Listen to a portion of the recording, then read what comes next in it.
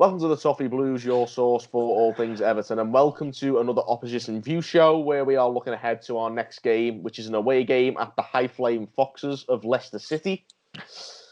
Today we are speaking to, as you can see, Leicester fanatic Lee Chapman, or Chappy as he likes to be called. He has his own channel. He also creates content for Leicester Fan TV. First of all, Lee, how are you doing, mate? You know what? I'm buzzing for not just Leicester doing well, but I'm just buzzing for myself. I've been busy doing all sorts of bits and bobs. I won't go too much into it, but I went to Leicester City Football Club yesterday on an official meeting, mate. So I've got a lot of inside scoops and all sorts of facts about what's going on around the club, not just on the pitch, but off the pitch as well. So it's good. Brilliant stuff to be involved in, and I'm sure our viewers on this show will love to be able to pick your brain on that during this show. It's mad.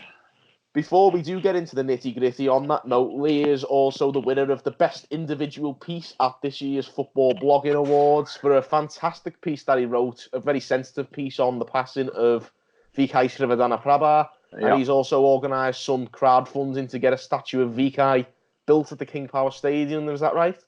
Yeah, I did start a page running for that, and unfortunately, I just was never going to be able to reach what a statue would cost. But I just plugged it all into the Vishai Foundation instead. Fantastic! So the donations went to that anyway. I think we reached about £750, £800, something like that. It's not bad from fans. Not bad at all. On a fan channel. It's thank you to everyone that donated. But the actual award that I got at the Football Blogging Awards was when the helicopter went down. I was outside the ground probably the next morning from about 6 a.m. till about 1 in the afternoon, covering it before the national press got there on our own channel on Leicester Fan TV. So it reached millions. It's our biggest video we ever did, and we didn't do it for the views. It was more about fans that can't get to the ground, that want to see what's going on, see that the emotion around the ground, and the fans that they were gathering around for one man that meant a lot to this city, not just the club.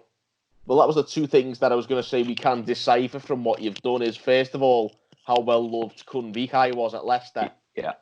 And two, how very, very dedicated Lee is to all things Leicester City. In my blood, mate. I'm Leicester born and bred, Yeah, we often get fans from far and wide on these shows, but I always love getting a proper local lad to support his local team. It's always good to really love their local club in the same way I love mine. So it's sort of we're very much on the same wavelength in that respect. Yeah, I'm Anstey in Leicester. It's Anstey in Leicester. I am. I've been here 5 years and came from the rougher side of Leicester. I won't go into it, but yeah, it's Leicester born and bred, mate, and yeah. So how long you been going to games then? On and off for years since I was little. I remember my childhood heroes growing up: Matty Elliott, Steve Walsh, Emile Esky, Jerry Taggart, Steve Guppy, Neil Lennon, Muzzy Izzet. That was a great team, actually, the late 90s. Yeah, League Cup winners twice when I was a kid. So I've seen some decent team before winning the Premier League, really.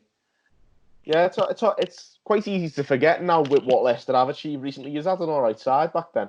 Yeah, it was. I mean, we were a bit of a yo-yo side. We did go up and down into the old Division 1, into the Premier League, Division 1, Premier League, but it was a good ride, and it's still a good ride now. Exactly. It's a roller coaster. I don't think there's been many better rides than Leicester lately, and obviously that kind of dedication doesn't go amiss. You're full of knowledge, it seems. So this is destined to be a fantastic show. So without further ado, we always start with your recent form. Leicester have won all of their last 6 games in all competitions, second in the league. Leicester were considered a dark horse for the top 4 going into the season, but surely even you guys couldn't have possibly imagined as good a season as this so far as we head into December. I'm going to quote Claudio Ranieri from a few seasons ago: 40 points, and then we go for the title. Dilly ding, dilly dong. Oh God, I love that. No, seriously. The expectations was maybe pushing into that top 6 barrier. It's a tough one to break, isn't it? The top 6, and I don't know. We've just seemed to. We're just so flipping good right now. We really are. I'm enjoying it. I suppose people keep saying it won't last forever. It won't last forever. So let's enjoy it while it is here, you know. Well, absolutely, and I think you're talking about breaking the top six. I think you've already done that. To be honest, it's a case of hanging on for top four for you guys now. I think the top six, I'd say, is done and dusted already for you. Yeah, I mean, I think running up to Christmas, no games are easy in the Premier League. Of course not. But running up to Christmas, we've got 4 easier fixtures, including yourself. Sorry, it's just the way that it's looked at the minute. It is. And then we've got Man City and Liverpool back to back before and after Christmas Day. Oh wow, that's a heavy set of fixtures. But the 4 fixtures leading up to it, I think if we can get all 12 points, we're already 10 points ahead of 5th place. I think if we can get all 12 points from the next 4 fixtures, I think Champions League guaranteed. Fair play. If that does prove to be the case, I mean, it's been an outstanding start to the season. Yeah. And of course, well, Leicester are no strangers to spring and a pleasant surprise. Obviously, the 2016 title win is still very fresh in everybody's minds. Yeah, you boys were here when we lifted that title, weren't you? You boys were here. Unfortunately, yes, we were. Yeah. In fact, funnily enough, that occasion was that very day could be very similar to the kind of day we're expecting on Sunday, because just days later we ended up sacking our manager. That time that was Roberto Martinez, and now. Yeah. Marco Silva could well be heading the very same way. But like I say, you're second now. You look very impressive. Obviously, you are behind Liverpool by a couple of points. But do you fancy your chances on getting your hands on another league title? Yeah, why not? There you go. Yeah. That's the mark of someone who's been there and seen it. Yeah, no, nothing's impossible with Leicester. We've proved that nothing's impossible. And again, there's no expectations in this club. Like a lot of the big boys there's too much expectations from fans, and there's a lot of pressure on some of the managers. I don't think we have any kind of pressure or expectations at our club, which is also why I think we're flying. I think the media isn't like on our backs. The media's on Man United's backs because they're lower down the table. The media are on Man City and Liverpool, and Spurs not doing so well and sacking their manager and getting Jose in. Leicester seems to be just creeping behind the scenes, It's great for us. I think that it's a very good position to be in. And ironically, I think that's you're saying Leicester thrive because there's no pressure. I think that is the issue with Everton, because we're such a big club that's underachieved for so long. Is that the fans are so angry. Yeah. That the players can't breathe. Yeah. Yeah. It must be bad to see them doing so well as well, Liverpool. It hurts, I'm not going to lie, but to be honest, it doesn't bother me as much as Everton underachieving does. Because I could live with... I saw Liverpool win a Champions League in 2005, but we got in the top 4 that season, and so we still enjoyed the season. Yeah. The fact of the matter is I can live with them winning anything if we do okay. Yeah. And unfortunately, we're doing anything but okay right now. It's been a really, really difficult season. It's mad, isn't it? What is it between Leicester historically? Is it 6 wins? I'm trying to go off the top of my head. 9 losses, is it, between the two? Leicester and Everton? I'm not too sure. I'll be honest. I haven't done my homework on the actual fixture. I think it's 6 wins to Leicester. I think it's 8 losses to yourselves. And 14 draws between the pair. I think There's been a hell of a lot of draws. Yeah, and I think you did the double honours in 2018, the calendar year 2018. So I think we've got. Did, yeah. So I think we've got some. Goals to score on the weekend. Yeah. Well, you managed to put 9 past Southampton. I don't see why you can't put at least 5 past us. Well, we've put 17 to 1 on aggregate over the last few weeks, mate. That's how mad our goal scoring aggregate is. It's just mad. You've got to tip yourself to increase that this weekend. Yeah. Well, Vardy is 5 in 5. As well, he holds the record, as you know, for the most. Is he going for his record? Break his own record? The thing is, Ruud van Nistelrooy did that. He held a record and then broke his own. Then Vardy's broke it. So now it's his turn to break his own and then break it again. Maybe. Of course, we're talking about Liverpool. They're the sides you would have to overhaul if you're to win it, and they, of course, were also managed by Brendan Rodgers themselves. Rodgers had a bit of a near miss with Liverpool in the title race, and then he's gone on to do well with you guys and Celtic in between. Would you consider him now to be among the top managers in Europe? Yeah, of course. Of course he is. He's turned us from not knocking Claude Puel. It was a difficult thing to try and do. He had to try and transition Leicester from playing counter-attack stuff that everyone worked out. He tried to make us play possession style football, but just didn't have any idea going forward for attack.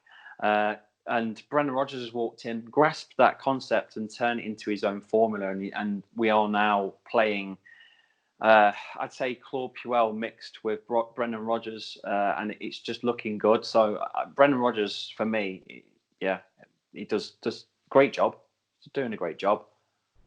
I think that is a bit of an issue with Everton. Of course, we've got a bit of an issue with our manager. A lot of fans want him sacked after we got beat against Norwich at home last weekend. We want him to stay until the game's finished, and then you can sack him. That could well prove to be the case. Yeah, but Marco Silva's widely disliked by the Everton fan base now. What's your opinion on Marco Silva and what he's done with Everton? To be quite honest with you, over the last probably few weeks, I've not caught up with a lot of the other teams' football. Really, I've just literally focused on Leicester over the last few weeks. I've been really busy, but just looking at the stats alone, you're just creeping further down the table. Something's got to give. So growing up as a young lad, Everton, like I say, were this established Premier League side. For me, they've always been that top 10 Premier League established side that I always wanted Leicester to try and achieve to when I was a kid. And, you had David Moyes there for what was it, 10 years? 11 years. 11 years, right? And that's what you were. I know you didn't win major trophies, blah, blah, blah, but you did establish yourself to push for the boundaries of top six and stuff. The best way to describe it is we weren't a successful side, but everybody respected us. No one respects us now. Yes, definitely. That's exactly how it is. The club's a laughingstock now. Yeah. Well, I don't say a laughingstock, mate. All teams go for it. Look where Sunderland are now. Oh yeah, well, they were a Premier League side. Not what 3 years ago. It was 3 years ago. Look where they are. And you can say the same thing with some other teams as well. It does happen in football. No one's invincible. Yeah, I think that's the thing our fans need to realise, because it's that kind of expectation that we should be in the top six that really weighs the club down at times, when we don't give anyone the room to breathe and maybe help the club grow in the long term. But on that note, our fan base, like I say, a lot of people have turned against Marco Silva. If Leicester found themselves in the position we're in right now, what would you do as a fan? What would you want? Would you sack Marco Silva, or would you keep him? Yeah, I'd probably want... It's early though, isn't it? What is it, 13 games in? I think that's what we're at, yeah. It's early, isn't it? It is early days, but at the same time, people will say, well, that's good, because that means you've got plenty of time to fix it. Yeah. You can play it both ways, It depends where you are in the league. January transfer window, no one's going to want to come to you anyway. If you're below the 15th spot, no one's interested. It's hard. It's hard to get out of it. It's a really difficult situation for us to be in. It is. And also, I think the situation is we're so bad at recruiting players. It's unbelievably poor. You see, the thing is, if you get a new manager in, sometimes you have like a bounce, don't you? Bounce back where you start winning games on the, to improve. Yeah, we've experienced that ourselves a lot recently. But it's a quick fix. It's not a long-term strategy. No, I don't think we've had a long-term strategy. Even when Moyes was manager, I know we did well, but that was just survive every season. We haven't had a long-term strategy for a long time. Well, yeah, but you mentioned Moyes, but I mean, when you say Moyes, it was there a long time. He's the one that's created technically your fan base of expectations of top six. That's Moyes did that. Moyes has created that for you guys. Near enough, yeah. Well, I mean, we weren't successful. We never won anything, but we expected to at least be in the top half every season. Yeah, and that's still the case, and I think it'll always be the case wherever Everton are. I think if we're not in the top half of the Premier League, the fans will be angry. And I think now that there is money to spend as well since the takeover, I think the expectations gone through the roof, and maybe that is weighing on the players and the manager. I think you need to look at it in a different way. The Premier League's changed. A lot of teams are look at teams coming up like Sheffield United. Look how well they're playing. The quality is a lot different now. You know, the top six. I wish that wasn't a thing, because there's a lot of good teams. There's a lot of good teams, and there's teams like yourselves, big teams like Newcastle. They've been down. They've come up. They've been down. They've come up. You can't take it for granted just because you're a big club. Oh, well, that's absolutely the case. I mean, there's plenty of big names that are struggling this season. Yeah. And I think, I've been trying to establish this with a lot of our fans. A lot of fans are prepared for a relegation fight, but we often feel like some of the players we got, maybe the kind of players we brought in, are quite big name players who maybe don't have the stomach for a relegation fight. So when Leicester were promoted into the Premier League, back, was it 4 years ago now? 2015, first game up. First game was against you, wasn't it?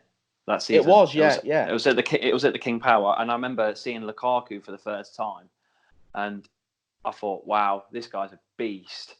And you had other players in the middle as well, and it was just like, I don't see that in you guys anymore. I don't see like a threat almost going forward. I don't know. I'm sorry to say, but I think at the weekend we're going to give you a pasting. I mean, I could easily go, there's no need to be that arrogant, but I absolutely believe what you say. I just believe Leicester at the minute. We're on fire, and I don't think nothing's going to stop that at the minute. I don't think many teams would stop you, but we're certainly not going to. I can guarantee you that. So my score prediction for the weekend, I'll get this in now, is going to be a 2-0 win. 2-0? But a comfortable 2-0 win. Like, it should have been 5, but it's 2. Well, I was going to go with 4-1. Okay. I think we might get the odd goal, but 4-1. Yeah, I'm going to go for 2-0. Matters to get the first goal. Decent prediction. We often do the predictions later on in the show, actually. But I know, but I want to change things up a bit because I'm sure there's plenty to talk about. There's plenty more to talk about. I mean, we've discussed this already a fair bit, but Everton were named alongside Leicester as maybe the outsiders for a European place to start of the season. Okay. And of course, there was only one position to separate us last year. What do you think's gone so wrong for Everton compared to what's gone right for Leicester? Like you said, signings. Leicester have just practically kept the same team, but managing changed. The manager, you've got a winning formula from Celtic, Brendan Rodgers and his team, Kolo Touré. He's brought all of his management team with him, and he's just shaped it into his own thing with the help of signing Youri Tielemans, which any big club should have signed. Don't know why none of the big boys signed him. It was unreal. He was happy here on loan the season beforehand, and I don't know about Everton, mate. You just don't look strong. I've not seen you with the last few games, but over the course of this season, you just don't. I don't know. There's something missing. Something missing.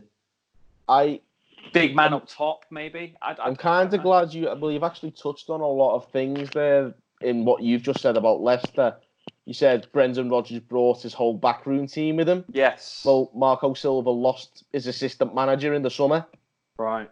Which is a very big thing. And he brought in Luis Boamorte, who hasn't really done anything. He doesn't look like he's offering anything as assistant. In addition, you say you kept the same team. We lost Kurt Zouma and Idrissa Gueye. Both very, very important players in the spine of the team. And of course, like you say, we still haven't brought in a proper replacement for Lukaku since he left. No. So, like you say, the entire spine of our team is missing. Yeah, I mean, a player like Lukaku, I wouldn't say he had the best of seasons at Man United. Overall, he's a difficult player to replace. Absolutely. And it would be the same thing with Leicester. If we lost Jamie Vardy, I think there's no other Jamie Vardy in the Premier League. There isn't. He's a one-of-a-kind player. It's like Harry Kane. He's kind of a one-of-a-kind player. You can't replace your number 9, and I don't think you have. Like I say, I think it's a difficult thing to do at the best of times, but we've made an absolute pig's ear of it in the last 3 years. Mm. We've brought in so many strikers; they've all flopped. And like you say, you look at the team that you'll come up against, you won't be scared of any striker you see up front for Everton. Even if it's Richarlison playing up front, he's still not a deadly enough goal threat to make your defence worry. Yeah. I just don't know. I mean, who would you sign? Who would you want to come to Everton that would potentially come to Everton to maybe sort that out? It's hard to say. I'm looking at someone like Callum Wilson. No. Not good enough? No. I don't think I think we'd be stung for him. We'd have to pay stupid money, which would only add to the stupidity of our transfer policy in the first place. So who would you go for? It's a difficult one because Jamie Vardy. I thought you were going to say Jamie Vardy then. It's a very, very difficult. Well, you look like Jamie Vardy. Do you want to play up front?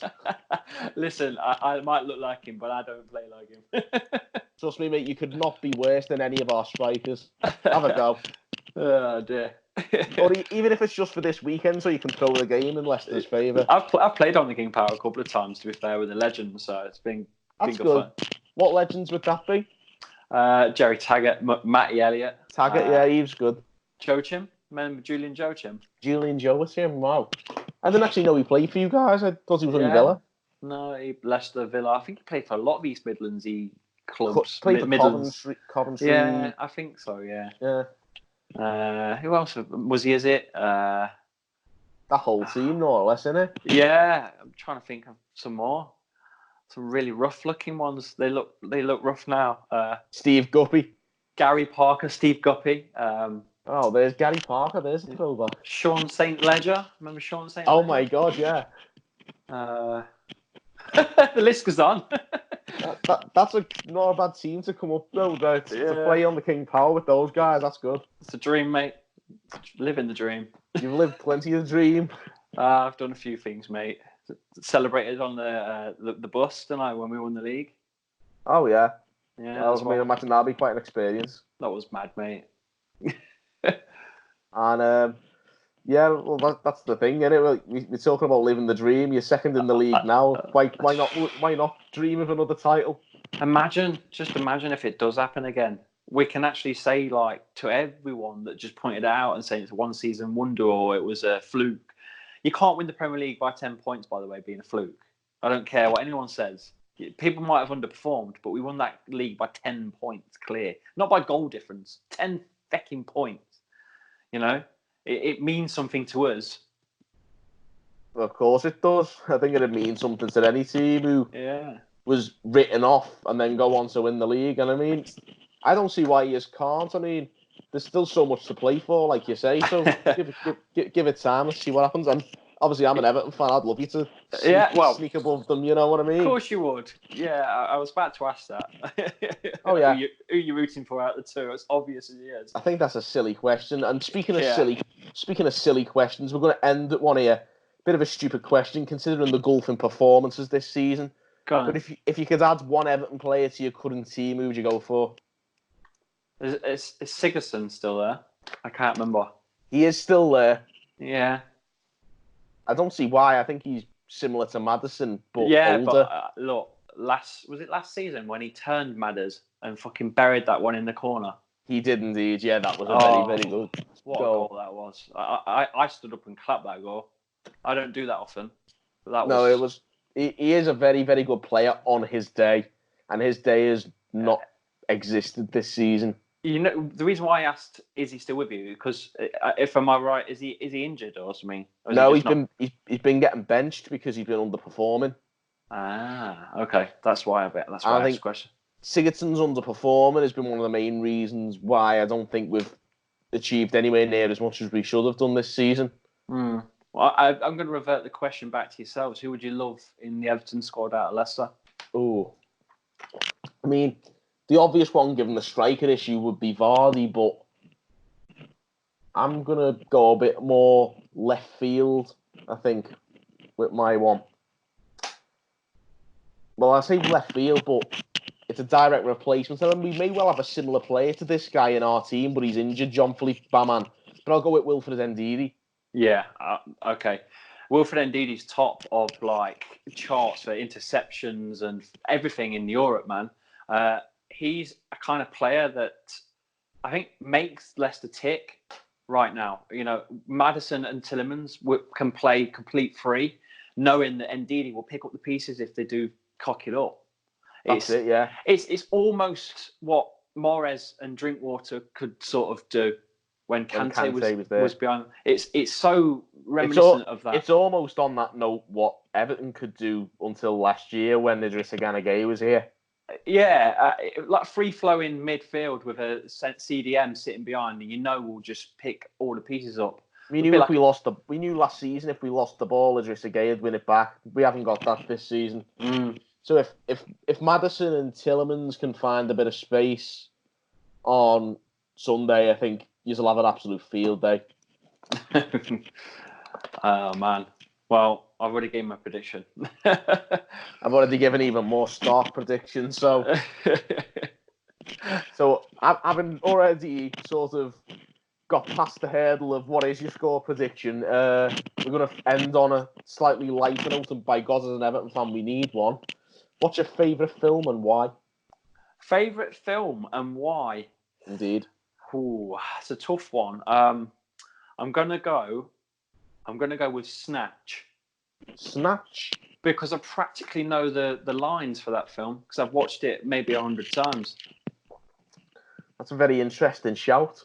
Tommy the Tit is praying, and if he ain't, he fucking should be. they're the kind of shouts I've got a couple of films of that ilk that I'm fond of myself, but I've recently seen the new Joker film, and I thought that was one of the best films I've seen. Have you watched it yet? I've not seen it yet. I've got two little ones, and me and Mrs. are dying to have a date night, and it's just not happening right now. Something tells me that's not one you want to watch in front of the kids. It's not one for the kids. All I will say is, though, if Everton managed to somehow pull off a win against Leicester on Sunday, I'll happily dance down the stairs. I like that. Innit? Are you coming to the King Power? Unfortunately not, no. No.